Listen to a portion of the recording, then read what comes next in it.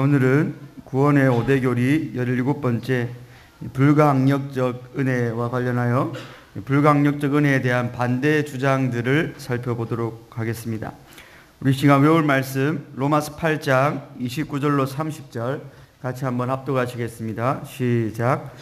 하나님이 미리 하신 자들을 또한 그 아들의 형상을 본받게 하기 위하여 미리 정하셨으니 이는 그로 많은 형제 중에서 맏아들이 되게 하려 하심이니라. 또 미리 정하신 그들을 또한 부르시고 부르신 그들을 또한 의롭다 하시고 의롭다 하신 그들을 또한 영화롭게 하셨느니라. 아멘. 우리가 계속 공부하고 계신 대로 이 구원의 5대 교리는 구원의 5대 교리가 이렇게 명시적으로 주어졌다기보다 그 칼빈과 개혁주의의 구원론에 대해서 반대하는 사람들이 우리가 항론파라고 하는 반대자들이 5가지 항목을 가지고 반대했기 때문에 거기에 대한 또 다른 항론 혹은 답변 혹은 변증으로 나온 게 구원의 5대 교리입니다.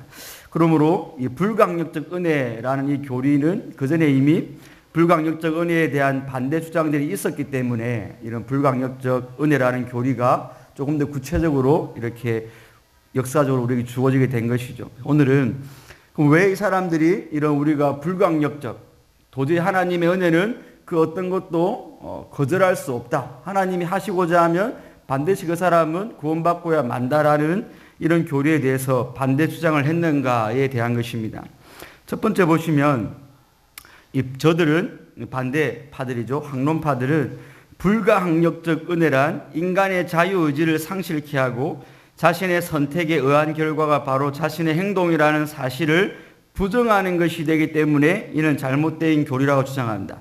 당연하겠죠. 하나님이 은혜 주기로 한 자는 무조건 다 구원을 받는다. 그렇게 될 때 인간이라는 존재는 자유의지가 있는데 그러면 인간이 나는 구원받기 싫다고 하면 구원을 못 받게 되는 것인가? 하나님은 그것을 없애시고 그 사람들을 다 구원하고 말기 때문에 그렇게 될 때 인간은 로봇이 아닌가?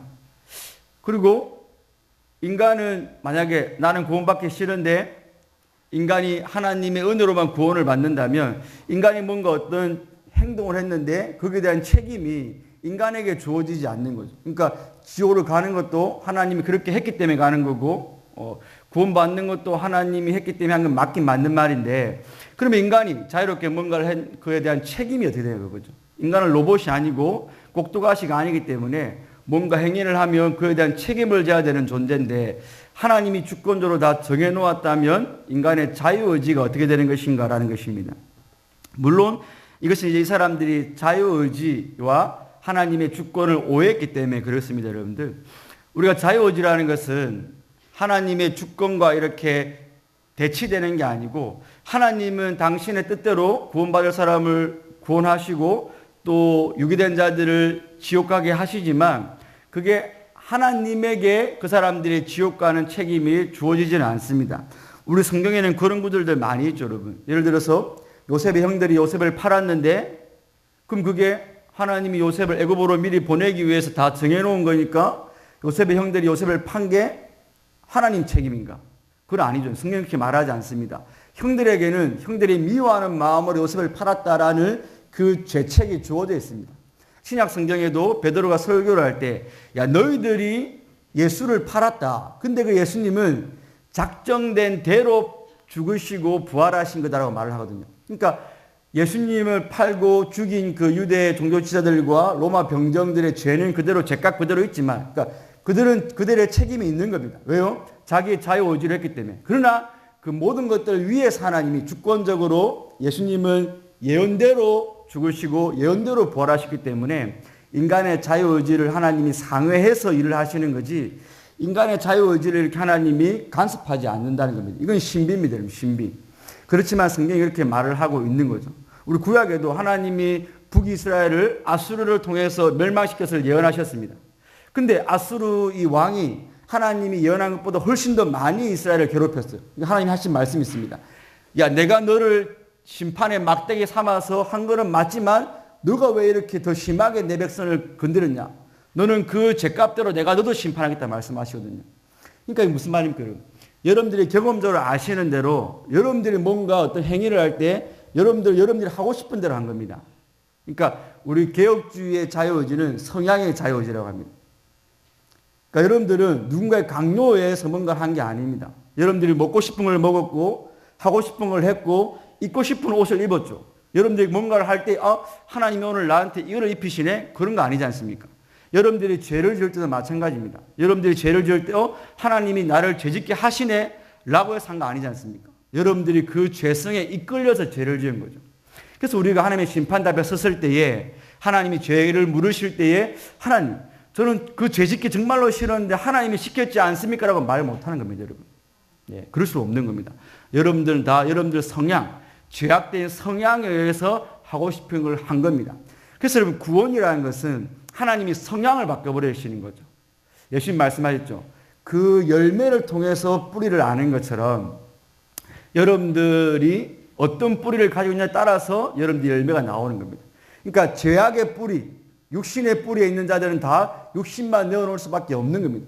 그 안에서 육신의 본능이라는 안에서 여러분들은 자유로웠던 겁니다. 이게 우리 개혁주의 자유의지입니다, 여러분.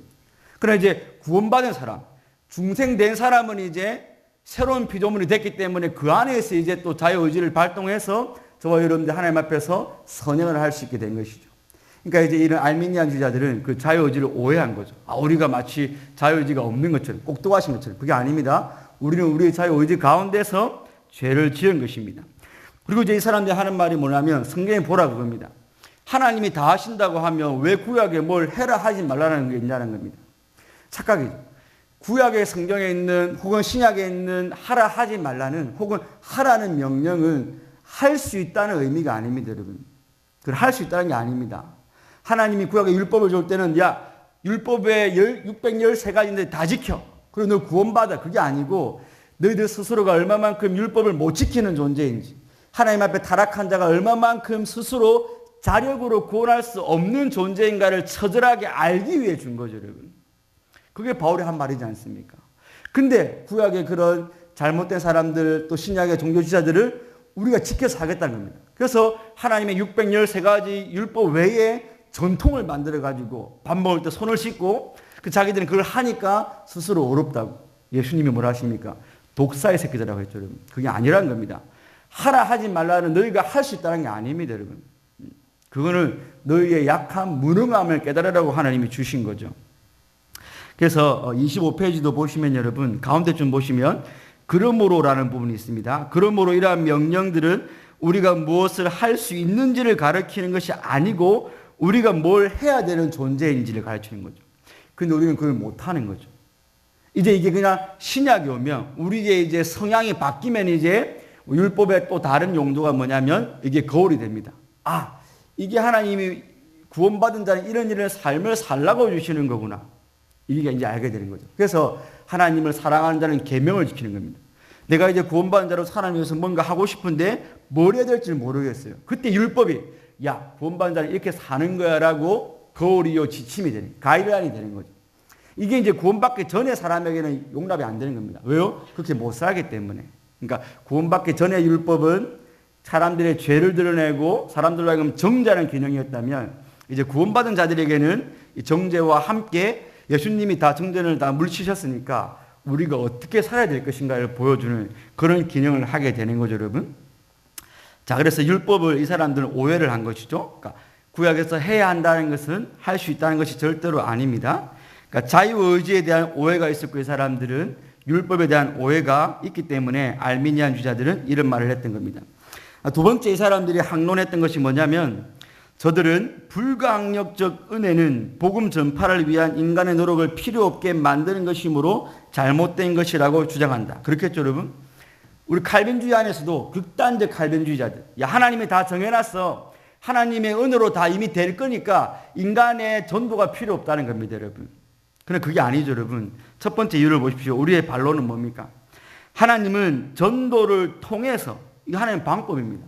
하나님이 택자, 하나님의 은혜를 아무도 거절할 수 없고 그 사람들은 다 돌아오게 되는 건 맞지만 하나님의 은혜로 그 사람들을 구원하는 방법이 뭐냐면 전도의 미래라는 것이라는 거죠. 하나님 우리를 구원하시는 방법이 예수님의 십자가에 미련한 것이었던 마찬가지로 전도에 또한 미련한 것으로 우리를 구원하기로 하나님이 정해놓았기 때문에 이 전도라는 것은 필수입니다. 어떤 옵션이나 해도 되고 안 해도 되는 것이 아니라 마땅히 해야 되는 거죠. 하나님의 방법이 그거기 때문에. 둘째로 우리는 하나님의 택자가 누구인지 알지 못하기 때문에 당연히 전도해야 되는 겁니다. 그러니까 예정이 되어져 있다고 해서 예정된 사람에게 이마에 정말 도장이 찍히는 그런 게 아니지 않습니까? 우리 눈에 안 보입니다. 어떤 사람은 절대로 예수 안 믿을 것처럼 보였지만 마지막에 전도되는 사람이 있는 반면에 어떤 사람은 너무 착하고 그 마음밭이 정말로 조금만 복음만 전해지면 믿을 것 같은데 결국 자기에 의해 살다가 죽어 지옥 간 사람이 있는 거거든요. 우리는 모르기 때문에 하나님이 우리에게 누가 선택받는지를 안 보이셨기 때문에 우리는 또한 전도를 해야 되는 것이죠. 넘겨보시면 세 번째는 하나님께서 베푸시는 불강력진 은혜에 대한 믿음은 우리를 전도하다가 낙심하여 중간에 포기하는 일이 없게 만든다. 그렇습니다, 여러분. 생각해보세요, 여러분. 알미니안주의자들은 우리가 복음을 전해도 그 사람이 복음을 거절할 수 있다고 말을 합니다. 하나님 은혜를. 그러나 우리 개혁주의 이 구원론은 하나님의 택자가 정해져 있고 영적인 수 14만이 정해져 있고 그건 완전수인데 그 수가 차기까지는 하나님의 백성은 반드시 돌아온다는 거죠. 이 비유를 대면 그렇습니다, 여러분. 모래사장이 있는데 알미니안주들의 전도는 그겁니다. 그 모래사장에 바늘이 몇 개인지 모릅니다. 근데 일단 찾아보라는 거죠. 그럼 그런 사람의 동기부여와 모래사장이 있는데 너무 넓어요. 그렇지만 여기에 100개가 있다, 바늘이. 그럼 어떤 사람에게 더 동기부여가 되겠습니까, 여러분? 모래사장이 더 넓은데 거기에 바늘이 있는지도 모르겠는데 한번 찾아보라는 것과 모래사장에 바늘 찾기 어렵긴 어렵지만 100개는 반드시 있다. 어떤 게 더 되겠습니까? 후자죠, 여러분. 내가 전도해도 믿을지 안 믿을지 모르는 그거하고 택자는 반드시 돌아온다는 그 확신 가운데 하는 거하고 당연히 후자가 더 우리로 하여금 전도하게 더 만드는 거죠. 그래서 어떤 사람들은 칼빈이 교리를 주장해 놓으니까 칼빈이 마치 전도를 안 하고 선교를 안 했다고 생각합니다. 그러나 여러분 교회사에 보면 칼빈이 1555년도에 이제 프랑스의 칼빈의 모국이지 않습니까? 그때는 5개의 지하교회밖에 없었습니다. 근데 1562년도에는 2150개의 교회가 프랑스에 있었습니다. 이때 그 5개의 지하교회에서 약 10년여간에 2150개로 늘어났을 때 칼빈의 역할이 지대했습니다. 칼빈이 제네바 아카데미를 세우고 아카데미 자기가 가르친 제자들을 선교사로 너무나 많이 파송했습니다. 그때 여러분 약 300명의 선교사가 프랑스로 파송이 됐습니다. 제네바에서. 근데 여러분 그 제네바 선교사들의 평균 사역 기간이 6개월이었습니다. 왜 그런지 아십니까? 다 화형당해 죽었습니다. 근데 칼빈은 그걸 알고도 여러분 계속 보냈습니다. 선교하라고. 자기 모국에. 칼빈이 예정론을 그렇게 이건 다 정해졌으니까 안 해더라고 했다면 그렇게 할 리가 없죠, 여러분. 그러나 칼빈은 예정을 그렇게 받아들이지 않았기 때문에 우리 고국 프랑스에도 반드시 구원받을 사람이 있다. 그러니까 여러분 그 선교사들의 사역이 6개월밖에 안 돼도 보내고 또 보내는 겁니다. 그러니까 예정론이라는 것은 우리로 하여금 선교에 대한 전도에 대한 의욕을 고취시키는 거지 절대로 내가 아무것도 안 해도 되겠네라는 방종과 나태함으로 가게 하는 게 아닙니다. 그건 잘못하고 있는 거죠, 예정론을. 3번 보십시오. 저들은 불강력적 은혜에 대한 칼빈주의의 성경적 근거에 오류가 있다고 주장하면서 사도행전 16장 14절과 로마서 8장 7절을 그 예로 들고 있다라고 하는데 예를 든 그 구절들이 오히려 더 하나님의 불강력적 은혜를 더 강화시키는 거죠. 사도행전 16장 14절은 두아디라시에 있는 자색 옷감 장사로서 하나님을 섬기는 루디아라는 한 여자가 말을 듣고 있을 때 주께서 그 마음을 열어 바울의 말을 따르겠다. 근데 이 사람들이 이 구절을 바울이 전도할 때 루디아가 그의 마음을 지가 스스로 열고 그 말에 순종했다고 하는데 명백하게 주께서 그 마음을 열었다라고 되어 있지 않습니까, 여러분? 그러니까 이 사람들이 왜 이 구절을 인용하는지 모르겠지만 이건 오히려 하나님의 불강력적 은혜를 강화시켜주는 거지 그 사람들이 인용하는 게 잘못되어 있는 거죠, 여러분. 하나님이 주께서 그 마음을 열었다라고 분명히 성경은 말을 하고 있습니다.